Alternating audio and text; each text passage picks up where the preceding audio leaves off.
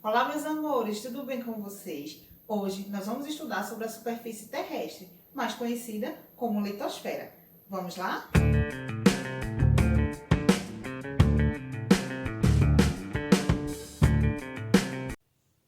O sistema terrestre é formado pela interação de diversas estruturas, que são elas: a atmosfera, a biosfera, a hidrosfera e a litosfera, que é o nosso assunto de hoje.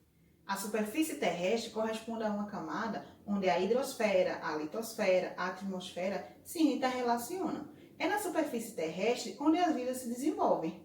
A Terra é formada pelas seguintes estruturas: manto, crosta terrestre, núcleo. Na crosta terrestre é a parte superficial ou externa já consolidada no planeta, sobre a qual vivemos. O manto ou camada intermediária é composta predominantemente pelo magma. E no interior do magma, abaixo do manto, encontra-se o núcleo, conhecido também pelo nome de NIF. Nele predominam dois minerais, o níquel e o ferro. Aqui, como vocês podem ver nessa imagem, está mostrando as camadas da Terra. Ainda continuando falando sobre a estrutura da Terra, nós vamos ver aqui nessa imagem, que corresponde à atmosfera ou à camada gasosa, que é subdividida em troposfera, estratosfera, ionosfera e exosfera. Aqui nós vamos ter a hidrosfera, que corresponde à camada líquida, formada principalmente pelos oceanos, e a biosfera, ou camada de seres vivos, que é formada pelos reinos animal e vegetal. E a litosfera, ou a camada sólida, que é formada pelos minerais e também rochas. Vamos ver detalhadamente cada uma das camadas da estrutura da Terra. A litosfera, ou crosta terrestre, é a camada sólida do planeta. Corresponde de 40 a 60 km de espessura. Subdivide-se em cial, que corresponde ao solo e subsolo, formada por silício e alumínio, e cima, corresponde à camada embaixo do cial, formada pelo silício e magnésio.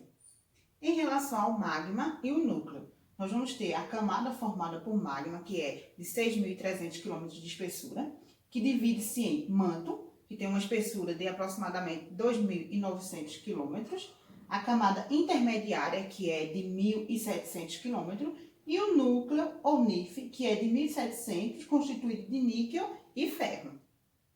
Falando agora sobre as placas tectônicas, nós vamos ver que a crosta ela é composta por várias placas de rochas sólidas.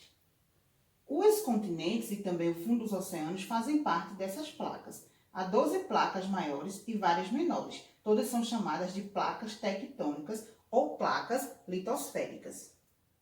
Aqui nesta imagem nós podemos observar as placas tectônicas do planeta Terra. Vamos ver agora sobre os agentes internos e externos.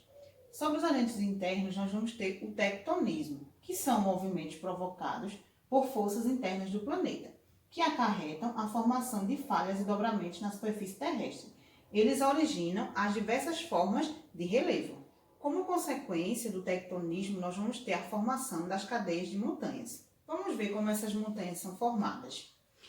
Quando duas placas continentais se chocam, suas margens podem ser comprimidas e erguidas, originando cadeias de montanhas, que também são chamadas de cordilheiras. A montanha mais alta do mundo é o Monte Everest, que é uma montanha onde se encontra o ponto mais alto do mundo, com 8.848 metros de altura em relação ao nível do mar. Em relação à epirogênese, que são os movimentos verticais sobre a camada de rochas, elas provocam falhas tectônicas.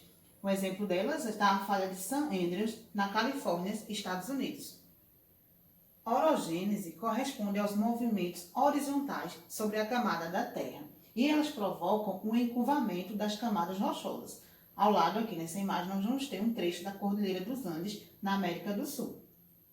O vulcanismo corresponde à atividade em que o material magmático é expulso do interior da Terra para a superfície. As principais áreas de ocorrência é no Círculo de Fogo do Pacífico, que é formado na Cordilheira dos Andes, as costas ocidentais da América do Norte e o Japão, o Círculo de Fogo do Atlântico, que tem a América Central, Antilhas, Cabo Verde, Mediterrâneo e Cáucaso. Vamos ver a estrutura de um vulcão. Aqui, nessa imagem 1, nós vamos ter o edifício ou cone vulcânico. No 2, nós vamos ter a chaminé. No 3, a caldeira ou câmara magmática. No 4, a caldeira. No 5, o lacólito.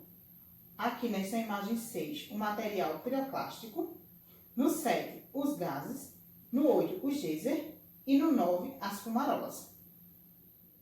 O geyser é uma nascente termal que entra em erupção periodicamente. Lança uma coluna de água e vapor para o ar. São comuns nos Estados Unidos, na Europa e na Nova Zelândia. Os terremotos são movimentos naturais da superfície terrestre. Eles ocorrem por desmoronamentos internos, por causas vulcânicas e também por causas tectônicas. A dinâmica interna da Terra dá origem às diversas formas de relevo. As montanhas, que são grandes elevações formadas por choque de placas, dobramentos, falhamentos e vulcanismo. Os planaltos, que são terrenos mais elevados, dos quais as áreas circunvizinhas formadas por resistência ou processo de erosão ou por soerguimento ou por falhamento.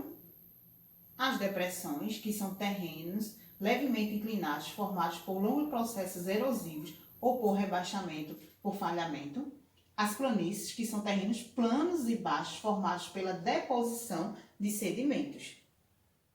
Em relação aos agentes externos, nós vamos ver que o relevo terrestre encontra-se em constante evolução. Suas formas, criadas pelos agentes internos, sofrem a ação de agentes externos, que são o vento, a chuva, a ação dos rios, das águas. Os agentes externos modelam as formas de relevo. E então, meus amores, espero que vocês tenham gostado de estudar sobre a litosfera. Espero vocês no próximo vídeo. Até mais. Tchau, tchau.